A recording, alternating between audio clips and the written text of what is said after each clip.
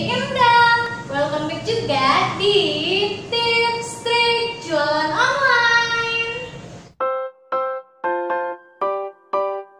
Nah, hari ini di Titi Lanon aku bakalan sharing ke teman-teman tentang tampilan yang ada di toko kalian. Ini yang part satunya, jadi aku bakalan buat beberapa part tentang tampilan yang ada di toko. Nah, untuk yang part pertama ini aku bakalan bahas dulu dari penilaian toko, pengikut, dan juga performa chat. Nah, hari ini aku bakalan sharing ke teman-teman tentang 3 kategori yang udah aku sebutin tadi ya. Nah, kita mulai aja dari yang pertama. Yang pertama itu ada performa chat.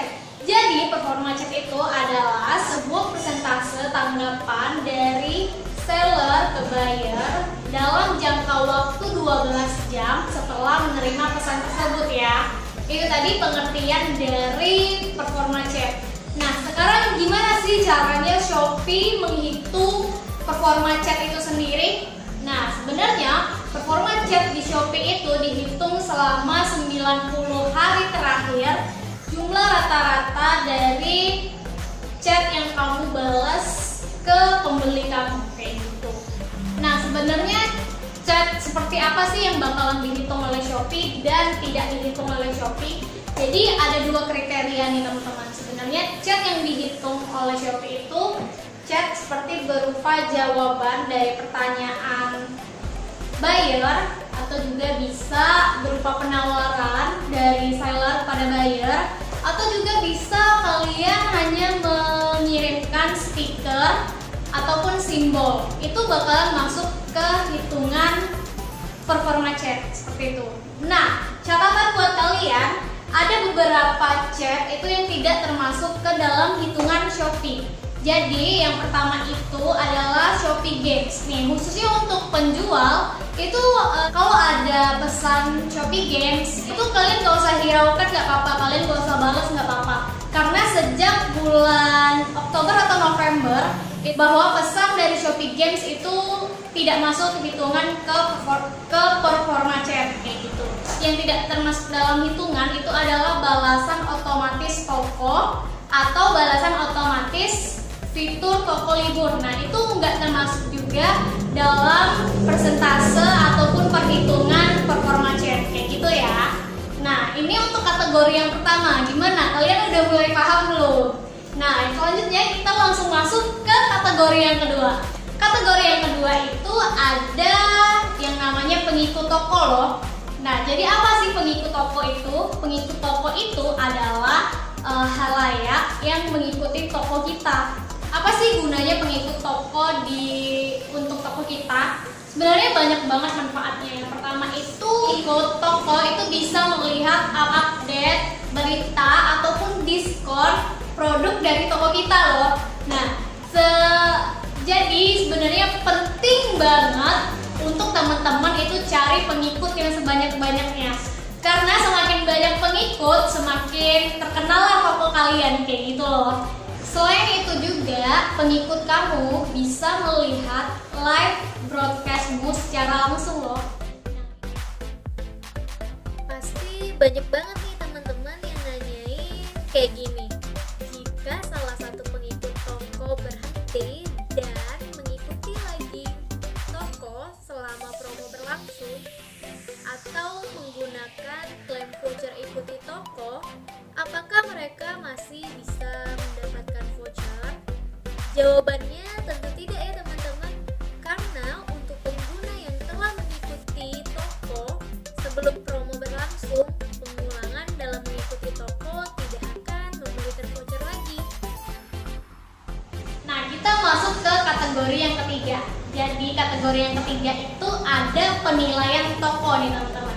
Jadi apa sih itu penilaian toko? Penilaian toko dinilai berdasarkan tingkat kepuasan pelanggan terhadap toko Anda nih. Penilaian pembeli yang kurang baik tentang jasa kirim itu tidak akan mempengaruhi persentase penilaian toko kalian loh. Jadi gimana sih penilaian yang kurang baik tentang jasa kirim? Itu sebenarnya adalah 2 kondisi di mana penjual dan juga produknya dinilai lebih rendah bukan karena kesalahan penjual itu, tetapi disebabkan karena jasa pengiriman ini. Kita langsung aja masuk ke studi kasusnya ya. Jadi studi kasusnya seperti ini. Pembeli yang memberikan penilaian bintang 3 hingga bintang 5 akan terhitung dalam penilaian keseluruhan produk seperti biasanya nih. Namun, ketika pembeli menilai produk dengan penilaian rendah atau bintang 1 dan bintang 2, maka pembeli akan diminta untuk memberikan 3 penilaian yang lebih terperinci lagi dan terbagi menjadi 3 jenis. Yang pertama itu ada kualitas produk, yang kedua ada pelayanan penjual, dan yang ketiga ada layanan pengiriman. Jika pembeli memilih poin ketiga atau tentang jasa pengiriman, maka penilaian produk yang diberikan tidak termasuk hitungan keseluruhan nilai produk ya. Kemudian pada halaman penilaian produk akan diberikan keterangan seperti penilaian kurang baik karena layanan jasa pengirim. Jadi kalian gak perlu cemas lagi ya. Nah, kita ini udah bahas semua kategori mulai dari penilaian toko, pengikut, dan juga performa chat. Ketiga kategori ini ada di tampilan aplikasi Shopee teman-teman. Ketika teman-teman mau searching ataupun cari toko ataupun mau cari produk, dan ketika membuka toko tersebut itu akan pasti langsung kelihatan performa chat, pengikut, dan juga penilaian toko. Nah, ketiga kategori ini penting banget nih teman-teman. Kalau misalnya performa chat kalian cuma di bawah 70%, itu kalau aku jadi pembeli itu bakalan